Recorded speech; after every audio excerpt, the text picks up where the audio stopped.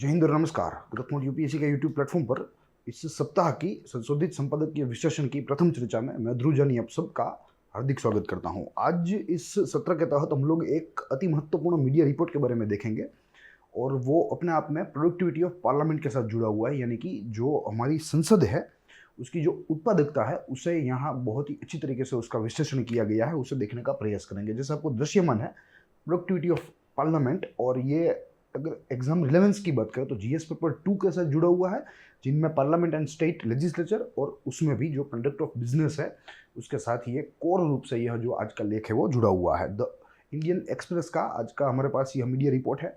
अपने आप में काफ़ी सारे बिंदुओं के तहत यहाँ हमें माहिती दी गई है। साथ ही मैंने यहाँ आपके लिए एग्जाम पॉइंट ऑफ व्यू से जो महत्वपूर्ण हो ऐसे इनपुट्स का भी समावेशन किया है। तो इस चर्चा में हम लोग यह इंडियन एक्सप्रेस का जो मीडिया रिपोर्ट भी देखेंगे और साथ ही में यहाँ जो परीक्षा संबंधी जो कोई इनपुट है सामान्य अभ्यास के यानी कि जनरल स्टडीज़ के स्टैटिक पोर्शन है उसको भी हम लोग यहाँ देखने का प्रयास करेंगे। शुरू करेंगे आज की मूल चर्चा, जिसमें मात्र एक ही बिंदु आज हमें देखना है। यह बिंदु इस कार्य सूची से हम लोग देखेंगे, लगभग 4 मोटे मोटे बिंदु पर यह पूरी चर्चा करेंगे। सबसे प्रथम चर्चा में की हो, समाचार में की हो, उसको देखेंगे। फिर बाद में disputed sessions of parliament and analytical view, यानी कि एक विश्लेषणात्मक दृष्टिकोण से जो पार्लियामेंट है उसके सेशन से, उसकी प्रोडक्टिविटी है, उसका डिस्ट्रप्शन से, वो सारी चीज़ों को तलाशेंगे। मगर यहाँ हमारी जो टाइमलाइन है वो है 1999 के बाद की। ठीक है, ये हमें याद रखना है। We are going to see the sessions of parliament, productive parliament sessions from 1999। Then after we are going to see about parliament sessions, क्या क्या संवैधानिक प्रावधान है हमारे संसद के सत्र को लेकर हमारे संविधान में। साथ ही में भारत में क्या ट्रेडिशन है, क्या परंपरा है, उसको देखेंगे। And after that at last we are going to see the constitutional provisions regarding the parliament, यानी कि जो संवैधानिक जो प्रावधान है जो कि हमारे संविधान में मौजूद है वो क्या कहता है पार्लियामेंट के बारे में, और कैसे पार्लियामेंट जो है वो हमारे संविधान के द्वारा फॉर्म की गई है। सारी चर्चा जो है वो यहाँ हम लोग इस 4 बिंदु के तहत करेंगे। बात रही कवर की, तो यहाँ एक प्रतीकात्मक इमेज है जो कि मेरे संसद भवन का है, और ये मात्र और मात्र रिप्रेजेंटेटिव इमेज है ताकि जो आज का बिंदु है उसे क्लियर किया जा सके और समझा जा सके कि ये जो है पूरा का पूरा बिंदु पार्लियामेंट के ऊपर आधारित है। शुरू करेंगे हमारी चर्चा प्रथम बिंदु से, जिनमें समाचार में क्यों है वो देखना है। 4 बिंदु के तहत ये पूरा बिंदु देखेंगे और समझने का प्रयास करेंगे कि फिलहाल हो क्या रहा है चर्चा में। ये मुद्दा आया तो आया कैसे है। सबसे प्रथम, monsoon session of 17th Lok Sabha in the year 2021 ended on stormy notes 2 days ahead of schedule. Yes, जो शेड्यूल किया गया था प्रोरोगेशन के लिए मानसून सत्र के, या आप कह लीजिए कि वर्षा सत्र के, उसके 2 दिन पहले इसका समापन किया गया and with a stormy note. आप सबने देखा होगा, मीडिया ने भी काफ़ी कवर किया, लोकसभा में और राज्यसभा में जो सांसद थे मूल रूप से विपक्ष के सांसद, उन्होंने हंगामा कर दिया था। There was a ruscus.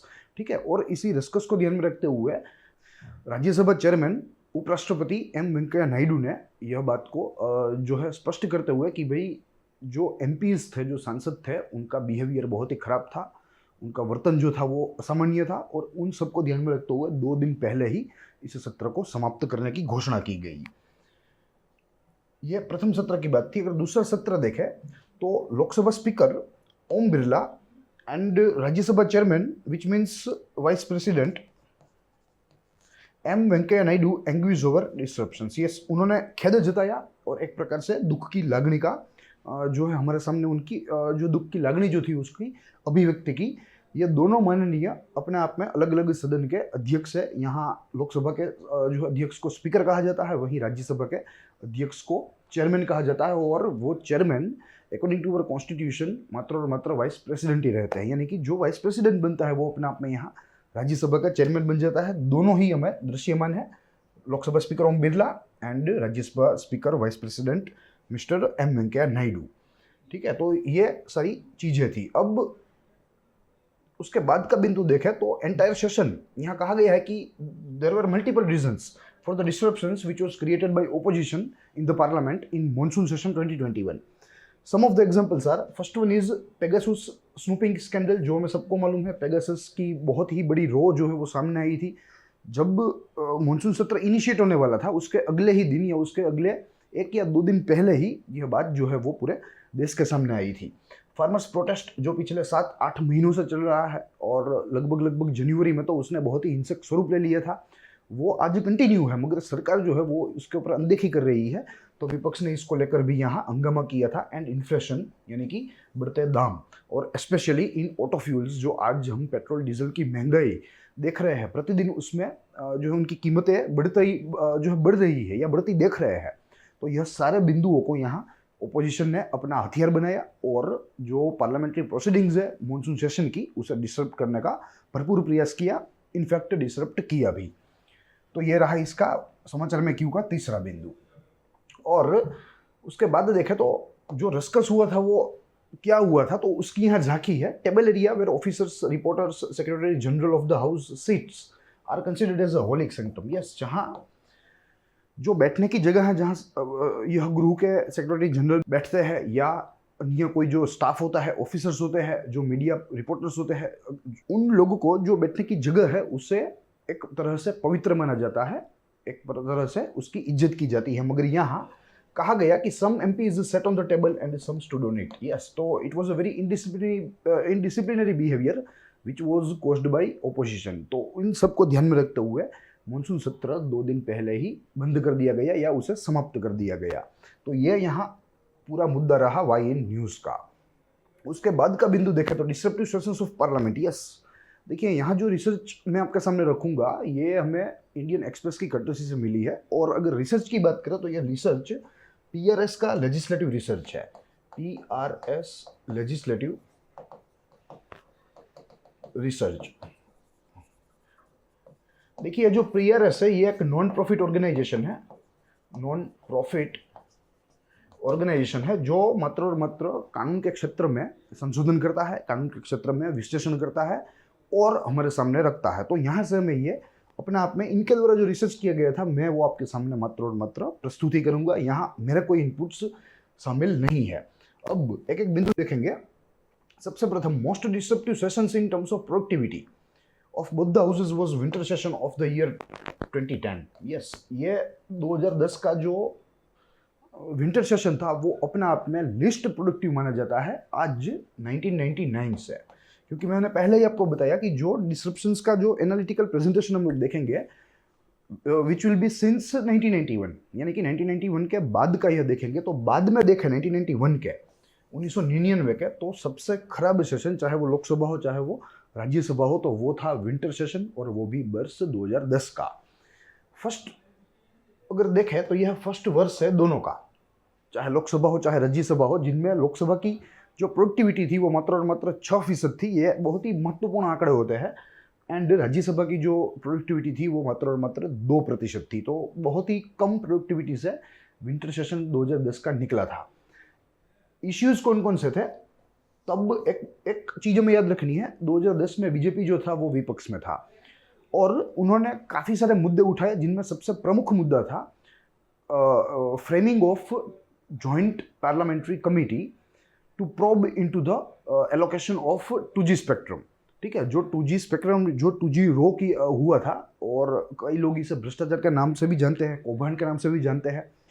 तो इसमें इस पर्टिकुलर कौभांड में जांच करने के लिए बीजेपी के द्वारा जॉइंट पार्लियामेंट्री कमेटी बनाने का आग्रह रखा गया था। और इसी के तहत इसी मुद्दे को लेकर, इसी प्रमुख मुद्दे को लेकर उन्होंने इतना रसकस पैदा किया कि पूरा का पूरा जो सत्र था वही अपने आप में स्क्रैप हो गया, अपने आप में जो है नल हो गया। तो ये हमें यहाँ से देखना है। उसके बाद देखें तो अब हम लोकसभा के तहत इंसाइट करेंगे हमारी 1999 से। पहला वर्ष तो हमने देख लिया लोकसभा का, जो कि विंटर सेशन 2010 था। राज्यसभा पहले भी वही था। मगर अगर दूसरे वर्ष की बात करें तो सेकेंड वर्ष of Lok Sabha was the session of 2013 winter session end of 2016। दोनों वर्ष के विंटर सेशन अपने आप में लोकसभा के लिए दूसरे नंबर के खराब सेशन रहे रिगार्डिंग प्रोडक्टिविटी, या आप कह लीजिए on basis of productivity. Productivity was mayor 15% for both the years. देखिए मात्र और मात्र 15% की ही उत्पादकता जो है वो हासिल की गई थी दोनों ही विंटर सेशन में, चाहे वो 13 का हो चाहे वो 16 का हो।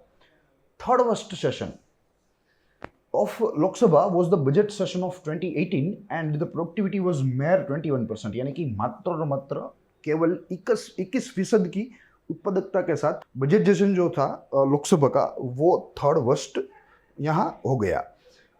Winter session of 2014 shows a disruption never before. Yes, साथ ही में 2014 का जो लोकसभा में डिसरप्शन था विंटर सेशन में, वो डिसरप्शन भी बहुत ही था और तब जो है बीजेपी जो है वो आ गई थी सरकार में, सिटिंग गवर्नमेंट थी और सामने विपक्ष था, विपक्ष में कांग्रेस मूल था।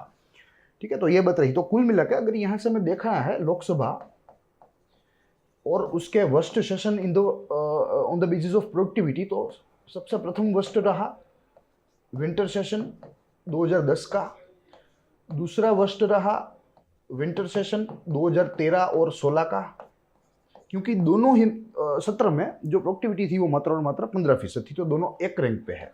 और तीसरा वर्स्ट जो था वो था बजट सेशन ऑफ ईयर 2018। तो ये कुल मिलाकर लोकसभा के 3 अति खराब सत्र रहे उत्पादकता की दृष्टि से 1999 के बाद। तो ये माहिती अपने आप में बहुत ही एनालिटिकल है और हो सकता है कि प्रत्यक्ष रूप में प्रिलिमिनरी पॉइंट ऑफ व्यू से माहिती उपयोग में ना आए, मगर मेंस पॉइंट ऑफ व्यू से, इंटरव्यू की दृष्टि से और एक समझदार एवं जो है सामान्य समझ बनाने के लिए एक बहुत ही अपने आप में महत्वपूर्ण ये एनालिसिस है। तो ये बात रही लोकसभा का इनसाइट की। अब राज्यसभा के इनसाइट की बारी है। राज्यसभा में देखेंगे तो उसमें भी सेम राज्यसभा का जो फर्स्ट वर्ष था वो तो हमने देख लिया, which was the winter session of 2010, जिनमें मात्र राज्यसभा में 2% ही प्रोडक्टिविटी देखी गई थी। राज्यसभा का दूसरा वर्स्ट सेशन था budget session of 2019, which was the last session of 16th Lok Sabha and it saw only 7% productivity, यानी कि बहुत ही खराब परिस्थिति में राज्यसभा जो है उसका 2019 का बजट सेशन खत्म हुआ। अगर इस सेशन की बात करें तो 13 days of session were washed out over the issue of Rafale procurement and citizenship amendment bill, जिसे हम लोग CAA कहते हैं या CAB भी कहीं कहीं कहा जाता है। B stands for bill and यहाँ A stands for act. Third वर्ष की बात करें राज्यसभा के लिए तो it was a monsoon session of 2015 with A productivity of only 9%, यानी कि यहाँ भी हमें बहुत ही कम प्रोडक्टिविटी देखने को मिलती है। इस सेशन के डिसरप्शन की बात करें तो it was over Vyapam scam, Lalit Modi controversy. Lok Sabha 2 was disrupted but managed 48% productivity. Yes, monsoon session जो 2015 का था उसमें लोकसभा में भी डिसरप्शंस क्रिएट किए गए थे, मगर वहाँ काम हो गया किसी भी तरह और 48% की प्रोडक्टिविटी लोकसभा ने हासिल कर ली। अन्यथा ये सेशन भी लोकसभा के लिए एक वर्ष सेशन बन जाता। तो यहाँ से अगर विश्लेषण करें तो अगर राज्यसभा की बात करें तो फर्स्ट वर्ष विंटर सेशन ऑफ 2010, सेकंड वर्ष जो कि बजट सेशन है 2019 का, and third worst is monsoon session of year 2015 का। ठीक है, तो ये राज्यसभा का लेखा जोखा है, लोकसभा का हमने देखा। ये बात रही राज्यसभा की। ठीक है, तो ये जो एनालिटिकल प्रेजेंटेशन है वो अपने आप में हमारे लिए महत्वपूर्ण है, सामान्य समझ को भी बनाने के लिए एवं मुख्य परीक्षा एवं इंटरव्यू में भी एक अच्छा उत्तर देने के लिए ये सारी चीज़ें जो है वो हमें काम लग सकती है। देन आफ्टर अब हमें देखना है अबाउट पार्लियामेंट्री सेशन। यहाँ से स्टैटिक जो नेचर है इस सत्र का वो शुरू होगा और यह स्टैटिक नेचर हमें GS में, चाहे वो प्रिलिमिनरी हो, प्रमुख परीक्षा हो या हमारे इंटरव्यू हो, सारी चीज़ों में हमें ये बहुत ही मददरूप साबित होगा। एक के बाद एक देखेंगे और चीज़ों को समझते जाएंगे। सबसे प्रथम, constitution does not provide parliament calendar, that is there is no fixed calendar. Yes, constitution यानी कि हमारे संविधान के द्वारा कोई ऐसा जो है समय पत्रक हमें दिया नहीं जाता कि कैसे पार्लियामेंट सेशन जो है वे हेल्ड होना चाहिए, मगर कॉन्स्टिट्यूशन ये बात जरूर कहता है कि दो सत्रों के बीच में जो समय होना चाहिए वो 6 महीने से ज़्यादा नहीं होना चाहिए। तो अगर इस तरीके से देखें तो एक वर्ष में हमें कम से कम 2 सत्र तो बुलाने ही पड़ेंगे हमारे संसद के। भले ही टाइम टेबल में नहीं दिया गया, मगर एक जो है एक हमें कंडीशन दी गई है, एक हमें शर्त दी गई है कॉन्स्टिट्यूशन में, और वो कहती है कि 2 सत्रों के बीच में 6 महीने से अधिक समय नहीं होना चाहिए। तो इस हिसाब से देखें तो प्रति वर्ष में निम्न 2 सेशन तो हमें करने ही करने हैं, 2 सेशन तो हमें बुलाने ही बुलाने हैं। ये यहाँ से प्रथम बिंदु रहा। देन आफ्टर भले ही 2 सेशन बुलाने हो, ठीक है, मगर जो हमारी परंपरा चल रही है वो 3 सत्रों की चल रही है प्रतिवर्ष, जिनमें हम सबसे प्रथम बजट सेशन देखते हैं जो कि सबसे बड़ा होता है, देखेंगे उसकी माहितियां भी। फिर उसके बाद मॉनसून सेशन आता है वर्षा ऋतु में, और उसके बाद सर्दियों में विंटर सेशन आता है। तो ये 3 सेशन की परंपरा भारत में चली आ रही है। कॉन्स्टिट्यूशन ने कोई कैलेंडर नहीं हमें दिया है, मगर एक शर्त दी है कि 2 सेशन के बीच में जो समय होना चाहिए वो 6 महीने से अधिक नहीं होना चाहिए। तो इसी हिसाब से वर्ष के 2 हमें बुलाने ही पड़ेंगे जो है मैंडेटरीली, कंपल्सरीली। मगर हमारी परंपरा जो है वो 3 सेशन की है, namely budget session, monsoon session and winter session. ये बहुत ही बेसिक माहितियाँ हैं पॉलिटी के लिए।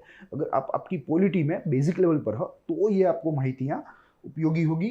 अगर आप थोड़े ऊपर हो बेसिक लेवल के तो आपको ये माहितियाँ मालूम होनी चाहिए। सबसे प्रथम उसमें बजट सेशन में एंड ऑफ जनवरी से शुरू होता है और अप्रैल के एंड में या मई के पहले सप्ताह में ये खत्म होता है। तो बहुत ही लंबा सेशन है। It is the longest session of parliament in itself. Session is a recess. ये सेशन इतना लंबा है कि उसको अपने आप में रिसेस है, एक जो है ऐसा अंतराल जहाँ छुट्टी मिलती है।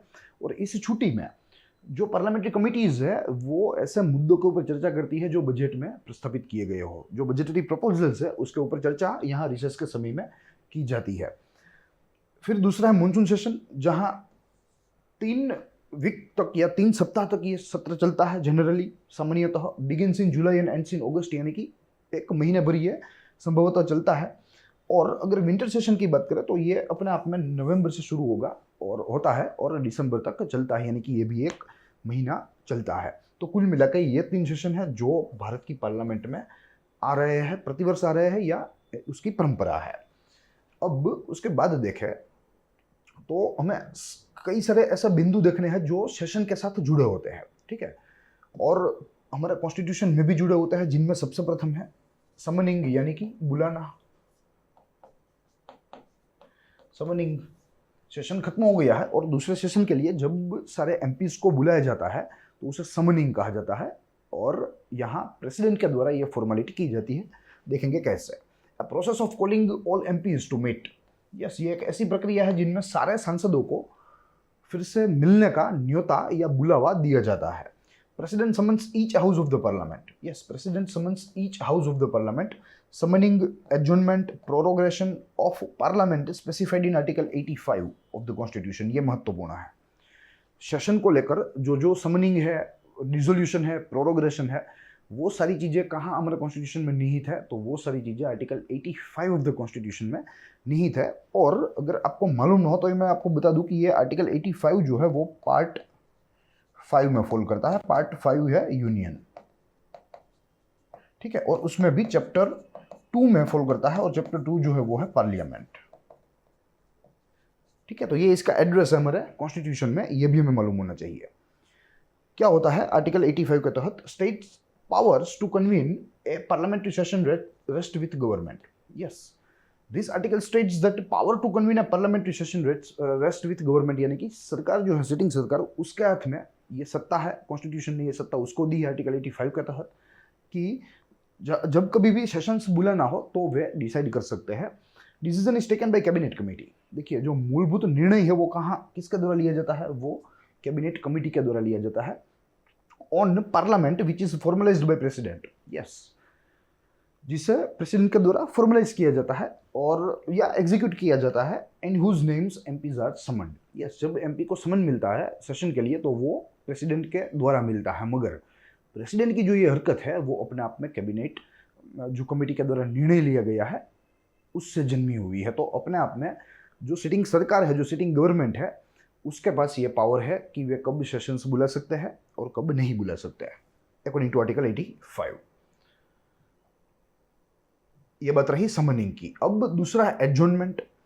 It means the termination of sitting of the house which meets again at time appointed for next meeting. Yes, adjournment प्रतिदिन होता है। एडजॉर्नमेंट जब प्रोसीडिंग्स पूरी होती है, समझ लो कि राज्यसभा या लोकसभा कोई भी गृह हो, वो सुबह 10 बजे शुरू हुआ, वैसे होता नहीं है, 11 बजे से कामकाज शुरू होता है, मगर फॉर एग्जांपल अगर 10 बजे शुरू हुआ और 5 बजे खत्म हो गया, फिर दूसरे दिन 10 बजे शुरू होना है, ठीक है। तो ये जो टाइम है, यहाँ 5 बजे जो टाइम दिया गया है कि अगले दिन 10 बजे हम फिर से मिलेंगे, तो ये जो प्रक्रिया है, ये पूरी प्रक्रिया इसे एडजॉर्नमेंट कहा जाता है।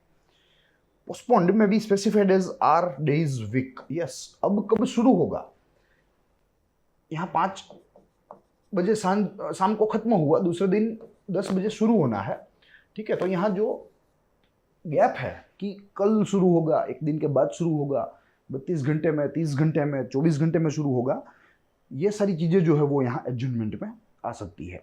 If meeting terminated without any definite time date for next meeting then it is called adjournment sine die. Yes, कई बार क्या होता है कि जो विपक्ष के द्वारा हल्ला मचता है, जो रशकश होती है, तो जो स्पीकर है, जो चेयरमैन है, जो अध्यक्ष होता है गृह के, वो गुस्से में आकर गृह को एडजर्न कर देते हैं, यानी कि गृह की जो प्रक्रिया है उसे जो है एकदम जीरो कर देते हैं, स्टॉप कर देते हैं, रोक देते हैं, और कहते हैं कि भाई हम लोग जो है वो 3 दिन के बाद, 2 दिन के बाद फिर से मिलेंगे जब चीज़ें सामान्य हो जाएगी तब। तो उसे मात्र और मात्र एडजर्नमेंट कहते हैं। मगर मुद्दा थोड़ा ज़्यादा गर्म हो, विपक्ष थोड़ा ज़्यादा ताकतवर हो, और विपक्ष जो है वो कार्य आगे चलाने नहीं दे रहा हो, तो आफ्टर मल्टीपल एडजर्नमेंट्स 2 दिन के बाद मिलना, फिर से विपक्ष वही कर रहा है, जो कार्य है वो आगे नहीं बढ़ने दे रहा है, 3 दिन के बाद मिलना, फिर से विपक्ष वही कर रहा है, तो अध्यक्ष के द्वारा यहाँ कोई भी निश्चित समय, निश्चित दिन का कोई जिक्र किए बिना जो एडजर्नमेंट दी जाती है, वो एडजर्नमेंट को एडजर्नमेंट सिन डे कहते हैं। उसमें किसी भी बात जो है वो निश्चित नहीं होती कि अब कब सत्र मिलेगा फिर से। ठीक है, उसे एडजर्नमेंट सिन डे कहा जाता है। कई बार किया जाता है, और जैसे मैंने आपको बताया कि जब विपक्ष किसी भी मुद्दे को लेकर बहुत ही ज़्यादा एग्रेसिव हो, और जो है सारी प्रकार की मेहनत करने के बाद भी वो कार्य, गृह की गतिविधियों को, गृह के कार्यों को आगे नहीं बढ़ने दे रहा हो, तब यहाँ गृह के अध्यक्ष के द्वारा सिन डे, एडजर्नमेंट सिन डे का प्रयोग किया जाता है, जहाँ कोई समय, कोई तिथि, कोई तारीख नहीं दी जाती कि अब फिर से यह सत्र या यह गृह जो है वो कब मिलेगा। ठीक है, तो उसे एडजर्नमेंट सिन डे कहते हैं। तो ये भी एक मुद्दा है जो कि सेशन के साथ जुड़ा हुआ है। Then after prorogation, yes, it is the ending, यह समाप्ति है, सत्र की समाप्ति है, नहीं कि गृह की। यह बात हमें यहाँ याद रखनी है। ये समाप्ति जरूर है मगर सत्र की है, गृह की समाप्ति नहीं, अदरवाइज उसे डिसोल्यूशन कहते हैं। It puts end of session, time between the prorogation and reassembly is called recess. Yes, एक सत्र फिर दूसरा सत्र, जैसे हमने देखा यहाँ बजटरी सेशन, फिर विंटर सेशन, फिर मॉनसून सेशन, तो जो यहाँ बीच का जो अंतराल है, बीच का जो समय है, बीच का जो काल है, उसे रिसेस कहते हैं। यानी कि रिसेस यानी कि सत्र जो है वो अब समाप्त है, दूसरे सत्र की राह है। It is end of session not dissolution of house. Yes, वो बात मैंने आपको बताई कि यह सत्र की समाप्ति है, नहीं कि यह गृह की। तो ये बात हमें यहाँ याद रखनी होगी, क्योंकि लोकसभा के केस में यह कंफ्यूजन आमतौर पे होती है, क्योंकि राज्यसभा जो है वो तो अपना अपना परमानेंट नेचर रखता है, वो तो डिसोल्व होगा ही नहीं, होने का प्रश्न ही नहीं है। मगर लोकसभा प्रति 5 वर्ष डिसोल्व होता है, तो यहाँ ये गृह का डिसोल्यूशन नहीं है, ये सत्र की समाप्ति है, जिसे प्रोरोगेशन कहते हैं। ठीक है, तो ये 3 महत्वपूर्ण बिंदु थे। एक और बिंदु है जो कोरम के नाम से हम लोग उसे जानते हैं। ठीक है, कोरम सिंपली अगर भाषा में मैं आपको बताऊं तो ये मिनिमम रिक्वायर्ड नंबर्स है या मिनिमम रिक्वायर्ड प्रेजेंस है गृह के कार्य को आगे बढ़ाने के लिए। देखेंगे, refers to minimum number of members required to be present for conducting a meeting of the house. Yes, गृह मिला, अब उसमें पर्याप्त संख्या अगर नहीं आई तो गृह की कार्य जो है या कार्य विधि जो है वो आगे नहीं बढ़ेगी।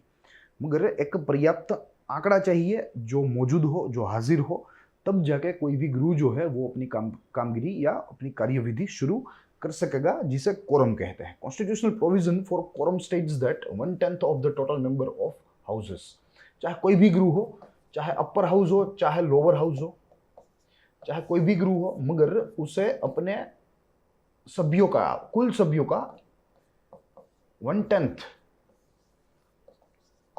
प्रेजेंस रखनी होगी, कोई भी गृह हो।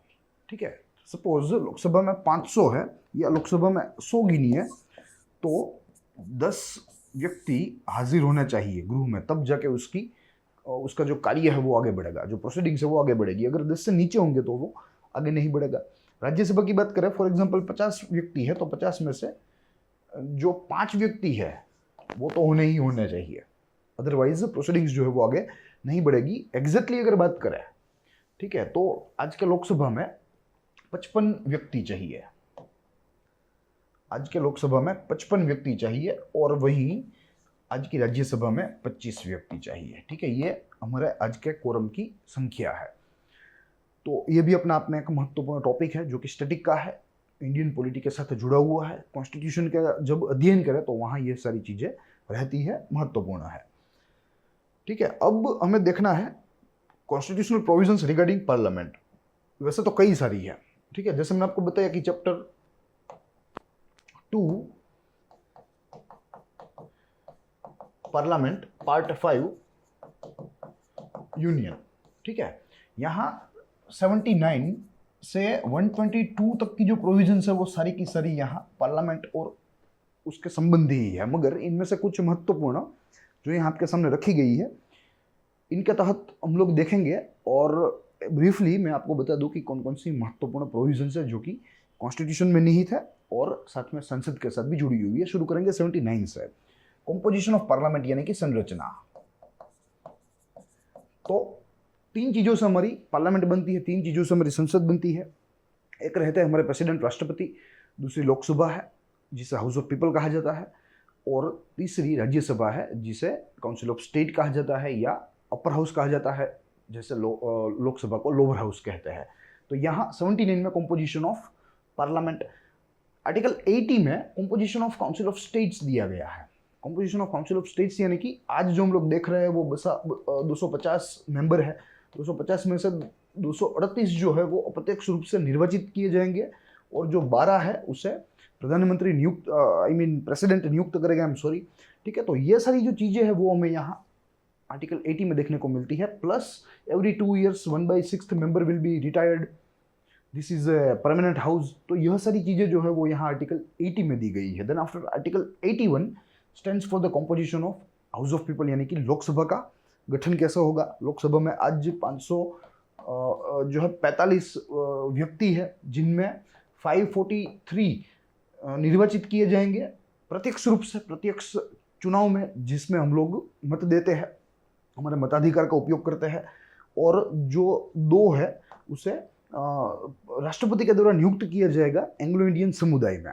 ठीक है, तो ये सारी चीजें यहाँ आर्टिकल 81 में हमें दी गई है। साथ में अगर आर्टिकल 82 की बात करें तो readjustment of allocation of seats of parliament after each census. Yes, क्योंकि सेंसस आएगा तो जो आबादी है, राज्यवार आबादी, उसमें भी थोड़ा बहुत जो है चेंज हमें देखने को मिलेगा।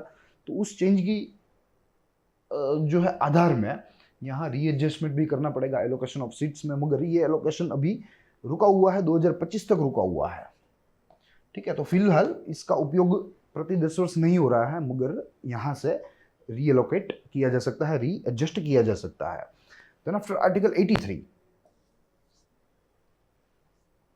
which says about the duration of houses of parliament. Yes, duration of houses of parliament यानी कि लोकसभा 5 वर्ष, राज्यसभा परमानेंट, ये बातें यहाँ निहित है। Then after article 84 speaks about the qualification of MPs who can be member of parliament. कौन व्यक्ति सांसद जो है वो बन सकता है, वो चीजें यहाँ आर्टिकल 84 में है। Article 85 stands for sessions of parliament, summoning, prorogation and dissolution, जिसका जिक्र हमने किया था, वो सारी चीजें यहाँ है। आर्टिकल 86 में right of president to address and send message to house. Yes, यहाँ प्रेसिडेंट के अधिकार की बात की गई है आर्टिकल 86 में, जहाँ उनको अधिकार दिया गया है कि वे एमपीज के साथ जो है बातचीत कर सकते हैं, साथ ही में गृह को भी अपना संदेशा भेज सकते हैं। Then after article 87 deals with the special address by president in parliament, special address by press in parliament. ठीक है, विशेष संबोधन कह सकते हैं संसद में राष्ट्रपति का, which is powered by article 87, and last important article which is article 88 which states rights of minister and attorney general as respected houses। ठीक है, तो ये कुछ महत्वपूर्ण प्रावधान है जो कि यहाँ हमारे संसद के व उसके कार्य के साथ जुड़े हुए हैं, जो हमने यहाँ जानने का प्रयास किया। आखिरी दोनों के दोनों बिंदु स्टैटिक है, जनरल स्टडीज के है, इंडियन पॉलिटी के साथ संबंधी है। तो चाहे कोई भी परीक्षा हो, चाहे परीक्षा का कोई भी स्तर हो, हमें वो उपयोगी साबित होता है। तो यहाँ से हमें 2 प्रकार के प्रश्न यहाँ से हमें मिलते हैं, एक उसमें है प्रिलिमिनरी पॉइंट ऑफ व्यू से और दूसरा जो है वो है मेंस पॉइंट ऑफ व्यू से। सबसे प्रथम प्रिलिमिनरी पॉइंट ऑफ व्यू का क्वेश्चन आपके सामने है, जिनमें आपको निम्नलिखित को जोड़ना है। दोनों बाजू अलग अलग जो चीज़ें दी गई है, एक बाजू में डिटेल दी गई है, दूसरी बाजू में आर्टिकल के नंबर दिए गए हैं। दोनों को जो है सच्ची जोड़ में हमें जोड़ना है। ए, राज्यसभा का गठन। बी, राष्ट्रपति का संसद को विशिष्ट संबोधन। सी, संसदीय सत्र व संबंधित प्रावधान। डी, संसद की संरचना। एंड ई, लोकसभा का गठन। On the other side, 1 article 79, 2 article 82 81, 3 article 82, 4 article 80, 5 article 87 and 6 for article 85। अब अगर ऑप्शंस की बात करें तो ऑप्शन ए कहता है A1 B2 C6 D4 E3, option B A4 B6 C3 D2 E1, C A4 B5 C6 D1 E2 and D A4 B5 C1 D6 and E3। आपको इनमें से सही जोड़े जो है वो जोड़नी है। साथ ही में यहाँ मेंस का भी एक प्रश्न हमारे सामने जो है मॉडल है जो पूछा जा सकता है, और यहाँ जो माहितियाँ दी गई है इस सत्र में वो आपको इस उत्तर को लिखने के लिए बहुत ही फायदेमंद साबित होगी। देखिए ये प्रश्न है, भारतीय संसद प्रणाली में सत्र व्यवस्था एवं संसद संबंधी महत्वपूर्ण प्रावधानों के बारे में विस्तार से चर्चा कीजिए। Discuss in detail the sessions in Indian parliamentary system and constitutional provisions regarding the parliament. ठीक है, तो यहाँ से आप आपके मुख्य परीक्षा के प्रश्नों के जो है लेखन की प्रैक्टिस भी कर सकते हैं। साथ ही में प्रिलिमिनरी पॉइंट ऑफ व्यू का जो प्रश्न है उसका जवाब देने की भी कोशिश कर सकते हैं। आपका जवाब कमेंट सेक्शन में आना चाहिए। हमारी तरफ से इसका सही जवाब इस सेशन के प्रीमियर होने के बाद कुछ घंटों के बाद यहाँ इस कमेंट सेक्शन में पिन अप किया जाएगा, आप वहाँ से रेफरेंस ले सकते हैं। तो यही चीज़ें थी जो कि आज हमें इस सत्र में देखनी थी। एक ही बिंदु के ऊपर देखा जो अपने आप में महत्वपूर्ण था। I hope you enjoyed the lecture. हम लोग मिलेंगे अगले दिन अगले संशोधित संपादकीय विश्लेषण के सत्रों में ऐसे ही महत्वपूर्ण एडिटोरियल्स एवं मीडिया रिपोर्ट के साथ, उसके विश्लेषण व एक परीक्षा लक्ष्य प्रेजेंटेशन के साथ। तो आज इतना ही। साथ ही में ग्रोथ माउंट यूपीएससी को लाइक, सब्सक्राइब और शेयर करना ना भूलें। ज़्यादा से ज़्यादा मेरे चैनल को शेयर कीजिए ताकि जो महत्वाकांक्षी छात्र है उन तक ये वैल्यू रिच कंटेंट पहुंचे, उनको जो है अपनी परीक्षाओं में हम उपयोगी बने। तो till then stay tuned, stay watching growth mount UPSC. जय हिंद।